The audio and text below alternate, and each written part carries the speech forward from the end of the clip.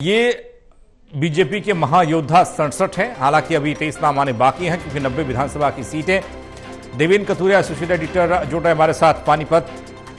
देवेंद्र, लंबे वक्त से इंतजार था नामों का। बीजेपी ने कांग्रेस को पछाड़ दिया नामों की घोषणा में। 67 नाम सामने आए हैं। इसमें दिखाई दे रहा है कि कई महिलाओं को टिकट दिया गया है, कई ऐसे नाम हैं जो चौंका रहे हैं, कुछ नाम काट दिए गए, कुछ मंत्री विधायक इस सूची में नहीं है। किस तरीके से इन 67 नामों को देखा जाए आगामी चुनाव को लेकर? सबसे पहले तो मैं ये कहूंगा, इंतजार खत्म हुआ और बीजेपी ने जो 2014 या 2019 विधानसभा के चुनाव हो या लोकसभा के हो या मेयर पद के चुनाव हो, जब नगर निगमों के चुनाव हुए, बीजेपी ने उम्मीदवारों पर फैसला करने में, मंथन करने में और ऐलान करने में कभी देरी नहीं की। आज फिर बीजेपी को लीड मिली है। इन 67 में से हम देखें तो 25 विधायकों को रिपीट किया गया है। 25 विधायकों को रिपीट किया गया है। 8 से 9 विधायक हैं जिनकी टिकट काटी गई है और 3 मंत्री, रणजीत सिंह चौटाला जो लोकसभा चुनाव लड़ने के लिए हिसार से बड़े परेशान थे, मनोहर लाल जी को कहते थे कि मेरे को लड़वाओ, उन्होंने लड़वा दिया लेकिन जीत नहीं सके। और उनके नाम पर विवाद ये हुआ था कि रणजीत चौटाला ऐसे हैं, विधायक पद से इस्तीफा देने के बाद भी मंत्री बने रहे। हालांकि उस पर कई उंगलियां भी उठी। लोकसभा चुनाव हार गए। रणजीत चौटाला का रानी से टिकट कटा है और संजय सिंह का सोहना से कटा है। और तीसरे एक पूर्व मंत्री हैं संदीप सिंह जो विवादों में थे कोच से छेड़छाड़ मामले में, उनका भी टिकट कटा है। और विशंबर वाल्मीकि भवानी खेड़ा से 3 मंत्रियों का, एक पूर्व मंत्री का और कुछ विधायकों के टिकट कटे। कुल मिलाकर इनमें आप बताऊं जो 67 पंकज उम्मीदवार घोषित किए गए, इनमें 9 दल बदलू है। जैसे मैं आपको बताऊं, जो जैसे ललित भी बता रहे थे, 3 अभी हाल ही में जो शामिल हुए हैं पार्टी में, राम कुमार गौतम है सफीदों से, और राम कुमार गौतम के अलावा अनूप धानक है और देवेंद्र बबली है। 3 तो ही है। श्याम सिंह राणा इनेलो से आए, उनको रादौर से टिकट मिला है। शक्ति रानी शर्मा जो हाल ही में मेयर थी अंबाला की, उनको कालका से उतारा गया है। इसी तरीके से 9 दल बदलू को मैंने गिना है। 9 दल बदलू हैं जिनको टिकट मिला है इन 67 की लिस्ट में। तो दल बदलुओं के दबाव में भी रही है, शायद इसीलिए ज्वाइन कराया गया था और उनको टिकट की शर्त पर आए थे मेरे को लगता है, और वो शर्त पूरी हुई। अभी 23 लोगों के नाम आने बकाया है और लाडवा वाला भी क्लियर हो गया कि नायब सिंह सैनी जो खुद मुख्यमंत्री हैं, कह रहे थे करनाल से लड़ूंगा, 4 दिन पहले रोड शो किया था, लेकिन वो बात सही साबित नहीं हुई। और एएसपी के जो आजाद समाज पार्टी के चंद्रशेखर रावण है, 3 दिन पहले उनका बयान आया था कि हरियाणा के मुख्यमंत्री ऐसे मुख्यमंत्री जिनको ये नहीं पता चुनाव कहां से लड़ेंगे। तो इस तरह की मतलब दिलचस्प घटनाएं हुई हैं। अब 67 तो उम्मीदवार घोषित हो गए, ये लोग अपने काम में लग जाएंगे।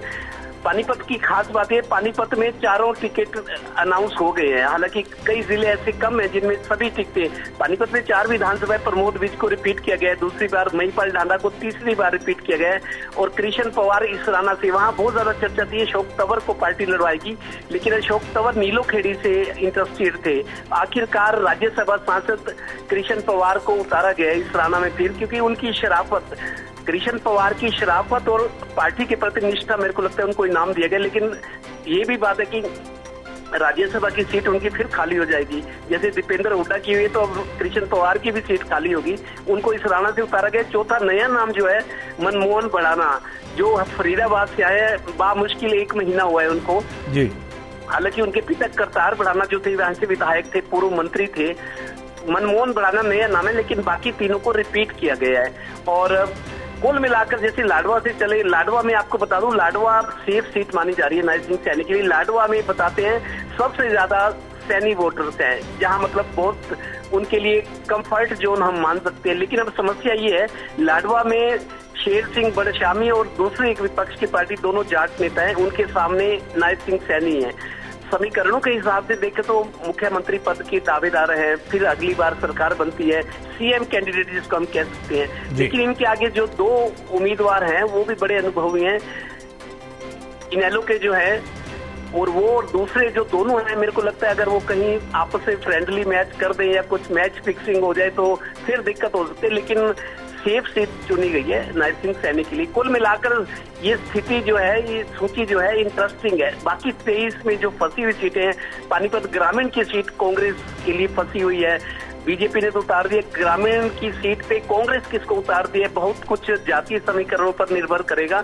तो कुल मिलाकर 23 तो इनकी है, लेकिन अब कांग्रेस पर भी मेरे को लगता है दबाव बढ़ेगा, क्योंकि कांग्रेस अभी आम आदमी पार्टी से समझौता या गठबंधन करने की कोशिश करी है, बातचीत चल रही है, लेकिन अब कांग्रेस पे भी दबाव पड़ेगा कि वो 1-2 दिन में वो भी अपनी पहली सूची जारी करे। लेकिन बीजेपी ने आखिरकार माथापच्ची तमाम किंतु परंतु के बाद सूची जारी कर दी है, और जिनके नाम आए हैं वो लोग अपनी तैयारी करेंगे। और कल सुबह से ही ज्यादातर ने अपने समर्थकों की मीटिंग बुला ली, क्योंकि समर्थकों को साथ लेकर चलना, एक मैसेज जाएगा कि उनके लिए लड़ेंगे, चुनाव में मेहनत करेंगे, लड़ेंगे, वो जज्बा पैदा करेंगे। तो कल ज्यादातर ने 10 बजे मीटिंग लाई, और एक समालखा से शशिकांत कौशिक 2 बार 14 और 19 में चुनाव लड़े, बीजेपी की टिकट पर जीत नहीं सके, लेकिन अब तीसरी बार कोशिश कर रहे थे, बीजेपी की टिकट चाह रहे थे, 2 साल से तैयारी कर रहे थे, उनको जबरदस्त झटका लगा है शशिकांत कौशिक को समालखा में, और उन्होंने कल 10 बजे से 2 घंटे के लिए अपना उनका मॉल है तो वहां अपने समर्थकों की मीटिंग बुलाई है। जो शिव चिंतक है,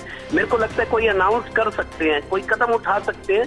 तो बहुत इंतजार करने के बाद तीसरी बार आखिर शशिकांत कौशिक को टिकट नहीं दी गई। तो पानीपत की बात करें, पानीपत ग्रामीण, समालखा और कुछ हद तक पानीपत शहर, यहाँ मुकाबला होगा। इस राना की सीट पे जो कि रिजर्व सीट है, वहाँ ज्यादा दिक्कत नहीं है। कृष्ण पवार 5 बार विधायक बने थे इनेलो से, फिर मंत्री बने 2014 में, जब बीजेपी ज्वाइन की थी उन्होंने इनेलो से आए, परिवहन मंत्री बने, लेकिन 2019 का चुनाव हारे तो उनको राज्यसभा भेजा गया। अब राज्यसभा सीट खाली होगी, अब फिर विधानसभा में अगर जीतते हैं बीजेपी की सरकार आती है तो जाहिर है वो मंत्री बनेंगे। शायद इसको उन्होंने प्राथमिकता दी है कि मैं अपना हल्का ना छोड़ूं, अपने हल्कों के लोगों से जुड़ा रहूं। राज्यसभा की सीट दरअसल मुख्य धारा की लोगों से जुड़ाव वाली सीट नहीं है, वो एक ऐसी सीट है कि राज्यसभा में आदमी बैठा है, उसका रुतबा है, लेकिन पब्लिक से कनेक्ट नहीं हो पाता।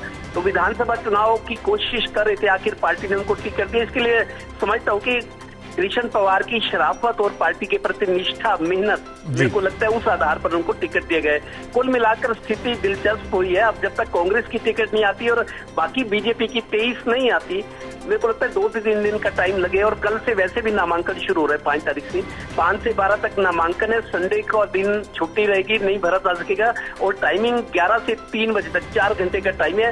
टाइम बहुत कम मिला है। जो नामांकन भरेंगे फिर अपना जनसंपर्क शुरू करेंगे, रैलियां, बड़े नेता आएंगे, तो पूरा महीना आज 4 तारीख है, 5 अक्टूबर को मतदान है, तो पूरा 1 महीना है। गहमा गहमी राजनीतिक गहमा गहमी बड़ी रहेगी, और लोगों में भी गली मोहल्लों में चर्चा, स्कूल, कॉलेज, बाजार में सब यही चर्चा रहेगी। अब चुनाव को लेके 1 महीना लोगों का बढ़िया पास होगा। जी, आप बने रहिए देवेंद्र हमारे साथ, इस पर आगे बात करेंगे। जिनका टिकट कटा वो क्यों कटा, और जो नए दल बदलुओं को जिम्मेदारी दी गई है, उन पर भरोसा किया गया, वो भरोसा कितना सटीक बैठता है, क्योंकि नाम 67 सामने आए, उसमें 8 से 9 ऐसे लोग जो दूसरे दल से बीजेपी में आए हैं। ऐसा ही कुछ लोकसभा चुनाव में देखने को मिला। कई उम्मीदवार ऐसे थे जो कांग्रेस